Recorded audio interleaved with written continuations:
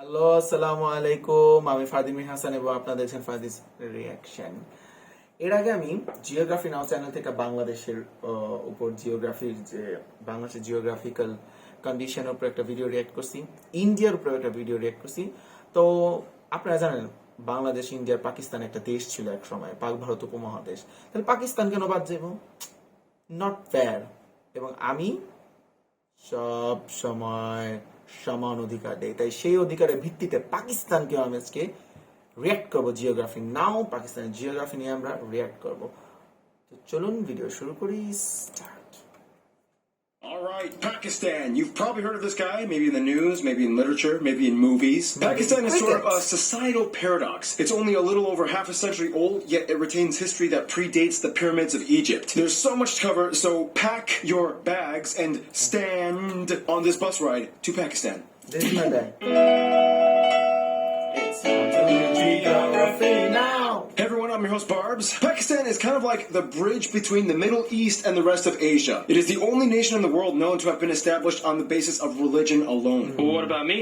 I mean, originally kind of, yes, but you were like one unit with Pakistan, and then you got a second independence based on you not liking Pakistan. Oh yeah, that's right. By the way, you should really redo my episode. It's completely outdated and you totally stole that map from Jay Foreman. Oh, I met up with Jay in London. We had a jolly live stream chat and laughed about it. Calm down, he's cool with me. It's true, I am cool with it. I'm not really cool with it. Anyway, time for Pakistan. Pakistan. It's interesting because even the name, which means pure land, is even an acronym for the 5 former regions of British India that joined together: Punjab, Afghania, Kashmir, Sindh, and Baluchistan. Pakistan! Later the I was added to just help with pronunciation. Anyway, the map. Pakistan is located in South Asia, surrounded by Iran, Afghanistan, China, and India, with the Arabian Sea and Gulf of Oman in the south. The country is divided into 4 provinces and 3 territories, including the capital Islamabad that acts as its own territory. Keep in mind the northern territories are administratively operated under Pakistan's government, but India still claims parts or most of them. The country's largest city and former capital, though, is Karachi in the Sindh province, with about 15 million people. It holds the largest and busiest airport, Karachi Jinnah International, and the largest shipping port, the port of Karachi, which handles about 60% of the nation's cargo. However, the largest deep-sea port in the world is actually here in Gwadar. Recently, it has been going over massive renovations and construction funded by the Chinese as a means to help with access to the Indian Ocean. The nation's second largest city is Lahore in the Punjab province, which holds the 3rd busiest airport, Lahore Allama Iqbal International. The country has a vast, wide rail network extending from Karachi to Peshawar in the north, with branch lines extending to Iran, Afghanistan, and a proposed line that goes up to China. However, it would be very difficult considering that there are incredibly high mountains up further north, and today there is only one main road that crosses over from Pakistan into China. The N35 highway, otherwise known as the Karakoram Highway, the world's highest paved road at over 4,000 meters above sea level. This one little road is the life-giving artery on the 523-kilometer wide border that gives China access to the Indian Ocean and Pakistan access to the east, circumnavigating around India, which otherwise blocks them both. Yeah, I mean, it's really not hard to understand why China and Pakistan get along. It's like, give me access to the West. Nope. and now my favorite part of any episode, territorial anomalies. Now, if you ask someone to draw the map of Pakistan, you might get a lot of different images depending on who you ask. Some might draw this, some might draw this, and those that don't know what maps are might draw this. But in regards to the Pakistani administered areas, as we discussed before, this whole region is disputed with India, and it is the site of the most militarized area on the planet, Jammu and Kashmir. In a condensed explanation, in this area, Pakistan and India want all of this. China just wants these parts. Pakistan and India had 3 wars. They drew a militarized line over here between India and Pakistan. Pakistan relinquished their claim to the Shaksam Valley over to China, but India did not agree and still claims it. All the while, all 3 countries converge on the Siachen Glacier, the second largest non-polar glacier in the world, on point NJ9842, and the dead man zone begins where nobody dares to do anything. This is probably the most tense border point in the world. So there you go, confusing border stuff and weird tension with Chinese alliance. Pakistan! Some of the top spots spots you guys, the Pakistani geographers suggested we mention in this video, include places like Faisal Mosque, the Shandur Polo Grounds, the most dangerous hanging bridge in the world, Shangri-La Lake, the shipbreaking yard of Gadani. There's so many amusement parks like these. There are so many forts like these. There's even some Hindu sites like these. Of course, there are so many tombs and mausoleums. Here's a bunch of them. There's St. Patrick's Cathedral in Karachi, Changamanga, Lahore Museum, Karachi War Cemetery, all of these UNESCO heritage sites, as well as these major archaeological sites. Yeah, you can see that there's a lot of backstory hidden within the valleys of Pakistan, and it goes way back to a very important river, which brings us to... Pakistan's landscape is incredibly diverse. If you look at Pakistan from above, you'll notice it has some very prominent and distinctly contrasting features. And it's very interesting how Pakistan used these features to their advantage. For one, Pakistan is kind of precariously situated right at the convergence of the Indian, Arabian, and Eurasian plate zones. This is what has created the dry, hilly area known as the Suleiman Range and the Balochistan Plateau in the southwest. Despite the Balochistan province, the largest one, taking up about 44% of the country's land, only about 6% of the population lives here. This effectively makes Balochistan and Azad Kashmir the earthquake capitals of Pakistan. The capital of Balochistan, Quetta, was nearly destroyed in 1935, yet rebuilt. In the north, you can find the tallest peak, K2 or Chogori, the second tallest mountain in the world, straddling the border with the disputed Shaksam Valley that both India and China claim. Keep in mind, 5 of the 14 tallest peaks in the world, known as the 8,000 Club, are located in the north of Pakistan, 4 in the Gilgit-Baltistan territory alone. From there, going south, you see the one iconic powerhouse lifeline of the entire nation, the Indus River. Fed by snowmelt from the mountains up north, this is the longest river in the nation that has dozens of branches and tributaries that essentially feed the entire country. In fact, the Indus River Basin is the world's largest irrigation system with over 58,000 kilometers of canals, cultivating over 230,000 square kilometers of land. Further south, you find the largest natural lake in the country, Manchar, along the edges of the Indus Valley that flow into the Indus River Delta, with the Kheti Bunder South Wildlife Sanctuary. This is the most heavily forested and wildlife concentrated area of Pakistan that is not commercially exploited. Also, it is really hard to build harbors here because the swampy mangroves make it difficult. Finally, a skip to the east, you hit the Tarpakar Desert, which claims to be the world's only fertile desert, with a dry landscape, but abundance of water sources that nourish the myriad of shrubby plants and wildlife. Just zoom in and you can find small ponds and creeks meandering throughout the entire area, well across the border into India. Now keep in mind, within all this stuff, there's a ton of cool notable sites, such as the Hingol mud volcanoes, that lake that looks like a teardrop, the Biafo Glacier, the Fairy Meadows, the second largest salt mine in the world, and there's so much more, but yeah, I'm done here. I need a triple shot of espresso break, which means, oh no! Oh no! Oh no! Oh no! Oh, Noah. As you can probably guess by now, Pakistan's land is not only loaded with contrast, but resources as well. Over 40% of the population is employed in agriculture and livestock, where wheat and cotton are the major crops. They actually rank 4th in the world for cotton production and 3rd in goat meat. Pakistan is actually one of the largest textile-producing countries in the world. In fact, this one city produces about half the entire world's football or soccer balls. Otherwise, the nation is also thriving with wildlife. They have about 660 bird species, over 170 mammal species, including the national animal, the morkor. To finish off this segment, like we always do, food. Some dishes you guys, the Pakistani geography suggests we mention, include things like Baluchi-style saji and meat pie. Beef and lamb korma is also popular. In the north, you see dishes closer to Iranian and Afghan cuisine like lamb and beef kebab and Pashtun-style rice. We all know the world-famous Punjab cuisine. It's virtually the exact same as the Punjab in India. In the south, the Sindhi people will probably have more fish in their diets as they are on the coast. There's a lot of other cuisines we could have mentioned within the various ethnic groups, but that would take way too much time. We can, however, talk about the people groups in this next segment. Thank you, Noah. Now, the weird thing about the entire South Asian subcontinent is that when you look at the people, many of them look exactly alike, and you would just assume they're basically relatives. I mean, you have Pakistani Punjabis and Indian Punjabis, Pakistani Kashmiris, Indian Kashmiris. They have the same languages and same cultural traditions and history and customs, and in most cases, they really are family. But when it comes to nationhood and worldview, the dichotomy makes a clear boundary that splits one side from the other. Keep talking. We're listening. First of all, the country has over 200 million people and is the 6th most populous nation nation in the world and second most populous Muslim nation after Indonesia. The country is very diverse in people groups, but the largest ones are the Punjabis at around 45%, Pashtuns in the north at about 16%, Sindhis in the south at about 14%, Saraikis at about 9%, and the rest are a mix of various other people groups like the Mujahirs, Baluchis, and so on. They use the Pakistani rupee as their currency, they use the type C and D plug outlets, and they drive on the left side of the road. Yeah, they were a former British colony. Yes. Now, Pakistan has 74 listed individual languages spoken throughout the country, 66 of which are indigenous, and 5 have over 10 million speakers each. Almost all of them are Indo-Aryan. How on earth do all the people of Pakistan stay interconnected? Well, today, much like India, the nation has 2 official languages used and taught in schools, used as lingua francas, Urdu and English. Yeah, that's right, it's pronounced Urdu, not Urdu.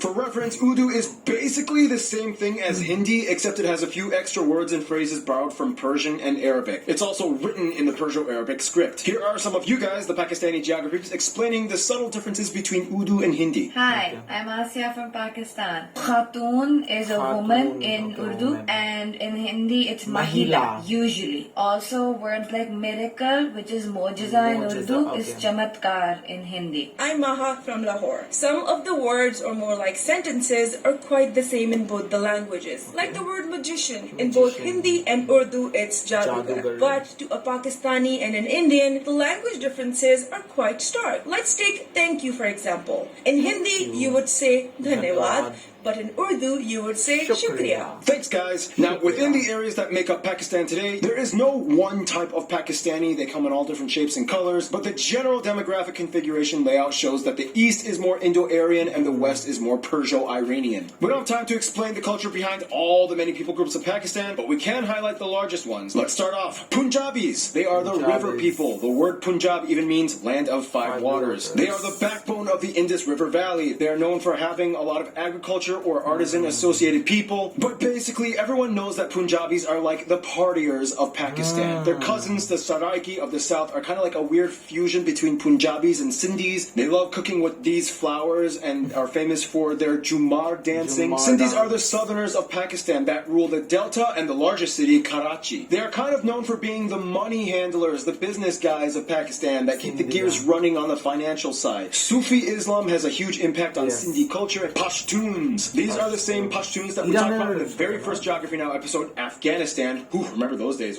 They are an Iranic people group related to the Persians and Afghani groups, not Indo-Aryan. Many of them still follow Pashtunwali, or the ancient self-governing tribal system that regulates everyday life activities in Pashtun communities. They have their own traditional clothing, festivals. Many celebrate Nowruz, the Persian New Year. And finally, Baluchis. They are the cousins of the Pashtuns, another Iranian people group. Like the Pashtuns, they have their own tribal societies. According to tradition, all the tribes are descended from one of the 5 children of Jalal Khan. At one point, there was kind of like a little bit of an insurrection amongst the Baluchi people for secession into an independent Baluchistan state. They are the most mineral-rich province in Pakistan, which is why their women are known for wearing some of the most lavish jewelry. And finally, we have to mention the cold mountain people, such as the Kashmiris, Baltis, Wakis, and so on. Kashmiris are Indo-Aryan, whereas Baltis are Sino-Tibetan. Nobody knows exactly what the Burushos are, but they exist. The Hunza people live the longest and have a super healthy special diet. The Kalash people have lots of blondes and redheads, and they practice a form of animism related to ancient Hinduism. And there are so many other people groups, but we don't have time. That's the gist of it. That's how you make up Pakistan. Otherwise, there are some traits that most Pakistanis kind of universally follow. And with that, here's Random Hannah to explain with culture stuff. In Pakistan, no matter what region you go to, you are very likely to see the traditional dress called shalwar kameez. They come in all different colors and designs. India has Bollywood and Pakistan has Lollywood, the term used for the film industry centered around Lahore, mostly producing Urdu-speaking films so everyone can understand. Pakistan also has the most active and numerous UN peacekeepers, usually working in Islamic countries to help as mediators in religious-based conflict. Speaking of which, they have the 6th largest military force in the world. They are famous for the Wagah border ceremony done every day at the border with India. Many people know Pakistan and India as cricket powerhouses. However, they love field hockey and squash as well. They have the best performance in the world with 4 championships. And with squash, they have the most British Open squash championships and world championships as well. And finally, of course, at about 95% of the population adhering to it, Pakistan unites mostly under the Muslim faith. Nonetheless, the Constitution guarantees freedom of religion, and there are noticeable Hindu and Christian minorities. However, the Constitution does limit political rights of non-Muslims. For example, the president and prime minister must always be Muslim. And now, I'm sorry guys, but here's Keith with some music stuff. In Pakistan, there are three main general genres you will hear commonly throughout the country. Traditional regional music, religious music, and modern music. A long time ago, before the European system was adopted, many places in the Indian subcontinent had a musical notation print called Swaralipi. It depicted notes, scales, and pitch. Raga music uses this a lot. Nonetheless, much of Pakistani music is based on improvisation and learned technique. Today, everything from Pakistani hip-hop, pop, and yes, even metal has been growing in the past few decades. I love how you were so pumped for half that sentence and then you're like, you died at the end. Now, usually we don't sugarcoat everything here at Geography Now. I asked you guys, the Pakistani geography peeps, to explain some of the current issues Pakistan is facing today. They do have blasphemy laws enacted in their government system, which some see as a suppression of speech. Illiteracy and unemployment can also be high in certain areas as well. Just like their neighbors, human trafficking, especially of the homeless and homeless children, has been widely documented. Many officials like this guy are trying their best to fight against it. And finally, yes, we all know that there's controversy with the jihadist terrorist organizations like Al-Qaeda that have been operating back and forth within regions of South Asia, often within Pakistani borders. This has been a constant struggle that the country has been facing. Their army has undergone numerous pursuits and clashes and battles against them. Terrorist attacks have killed over 30,000 people and caused over $67 billion in damage. Luckily, it has been in decline since the peak in 2009. Whew, yeah, Pakistan has beautiful land and people, but to quote Poison, every rose has its thorn. Hey man, I'm the music guy, man, dude. Sorry, Mr. Chance. Anyway, we gotta move on. History. In the quickest way I can put it, Neolithic Mehrgar people, Indus Valley civilization, Indo-Aryans migrate, Hinduism, Persians, Macedonians, Mauryans. A little bit of Buddhism comes in. Weird, confusing Indo-Greek, Scythian, Parthian kingdoms, more Hindu kingdoms, Arab Caliphate, Islam comes in, Turkic dynasty, Mongols, yeah, even the Mongols took a stab at it. Weird regional kingdom era, Mughals, British, independence and partition. Pakistan is two parts. Wars with India. Bangladesh breaks and doesn't want to be part of Pakistan anymore. First democratic transition from military rule. Coups, military tension, China deals, country grows. And here we are today. And finally, here are some famous people you guys, the Pakistani geography, suggested we mention. Jahangir Khan, Sohail Abbas, Malala Yousafzai, a bunch of singers and actors like these people. There's just too many to mention. But one of the most famous ones would probably be Rahat Fateh Ali Khan. So many politicians and army people like these. I'm just gonna put it on the screen for you, as well as all these sports and athletic people. Mahbubul Haq, Mir Muhammad Ali Khan, Abdul Qadir Khan, Abdul Salam, and Shahid Khan. A lot of poets and religious figures like these, but this one, Allama Iqbal, probably being one of the most prominent ones. Yeah, so many notable famous Pakistanis. I'm pretty sure a lot of people around the world have heard of them, which brings us to the world relations, which brings us to... Friends, Now you have to understand, Pakistan was kind of like a constructed state to consolidate religious communities in a former empire, so that means with Pakistan, a lot of their diplomacy depends on strategy. For one, even though they were a former colony, they still have a somewhat neutral-ish kind of amicable relationship with the UK. Cool. The UK has the largest population of Pakistanis in Europe. Many come from the Mirpur district, and you can still see much of the cultural influences in their society, such as cricket and driving on the left. They have generally good relations with the Gulf countries like the UAE, Saudi Arabia, Kuwait. Many Pakistanis moved there for work as expats. The past few years, though, there has been some controversy with mistreatment of Pakistanis and other expats by certain companies, but overall, the governments get along at least. Afghanistan and Iran are like their love-hate cousins. During terrorist conflict years, Pakistan took in millions of Afghan refugees that are essentially brothers of the Pashtuns in the north. It remains a constant issue, though, that they are facing to this day. Iran is also a key figure in business and trade, as well as supplying oil and other imports. India and Bangladesh also have a somewhat love-hate relationship. It's more like they hate the governments but love the people. India and Pakistan, of course, have so much history together, even before British colonial years. As mentioned, many of the people groups there share the same language and culture. The only thing essentially separating them is religion. Bangladesh, of course, broke away from Pakistan after the partition years and favored India shortly after independence. This kind of angered Pakistan at first, but decades later they've kind of moved on and have good relations once again. In terms of their best friends, however, many Pakistanis might kind of end up saying Turkey or China. Essentially what it comes down to is a kind of standoff against India. When one giant leaves you drama, you kind of settle for the other one. Together, they have the China-Pakistan Economic Corridor Project, in which they allow them to use the port of Gwadar for their development and trade deals funded by China. Each country's people are welcomed in each other's, and visits are common. With Turkey, though, they've kind of always had a respect for the people, culture, and history, TV shows, and movies. They support the government and have many diplomatic business ties with them. This, of course, by default, also brings in Azerbaijan, Turkey's little brother. They love to travel to both of these nations and even go so far as to support Azerbaijan's side in the controversial disputes with Armenia. In conclusion, Pakistan may have been formed in the 40s, but you have millennia of backstory with this place. Pakistan, it is what it is. Go for it. Stay tuned. Palau. Okay, video শেষ। আমার অনেক কিছু বলার আছে এই video সম্পর্কে। পাকিস্তান স্বাধীন হয়েছে হয়তো 70 বছর হবে, 70 বছর বা 72 বছর, কিন্তু ওইখানে হিস্ট্রি কিন্তু আরো পুরানো। আমরা কিছুদিন আগে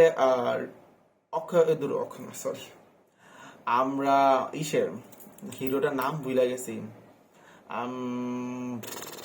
মনে আসতেছে না আমার, ঋতিক রোশনের ছবি দেখছিলাম মহেঞ্জোদারো কিন্তু পাকিস্তানেই অবস্থিত। মানে বুঝতেছেন কত হাজার বছর পুরানো সভ্যতা ছিল ওইখানে। আর ওইখানে আমার কাছে মনে হলো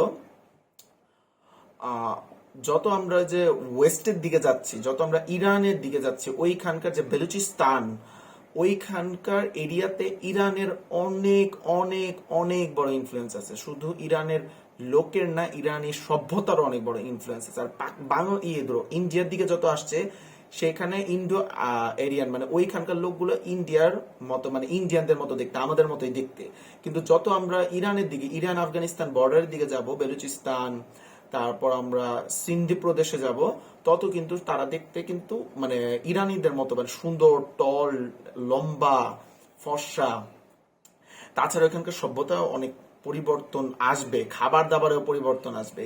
তাছাড়া আমি যতটুকু দেখতেছি ইন্ডিয়ার দিক দিয়ে, মানে ইন্দুস নদী যে যতটুক জায়গা দিয়ে গেছে, মানে যতটুক জায়গা এরিয়া নিয়ে গেছে, ওই জায়গাটাই মানে সবুজ, ওই জায়গাটাই বেশি বনাঞ্চল। বাকি যে সিন্ধ প্রদেশ, এত বড় একটা প্রদেশ, বেলুচিস্তান আছে, ওইখানে খুব একটা, বেলুচিস্তানে তাও কিছু একটা মানে শাখা প্রশাখা আছে নদীর, কিন্তু সিন্ধ প্রদেশ পুরাটাই দেখা, মানে জিওগ্রাফ মানে আপনার যদি ওয়ার্ল্ড ম্যাপে দেখেন পুরাটাই কিন্তু দেখা যাচ্ছে আপনার বেশিরভাগই হলো খরা প্রবণ এলাকা, মরুভূমি টাইপের এলাকা।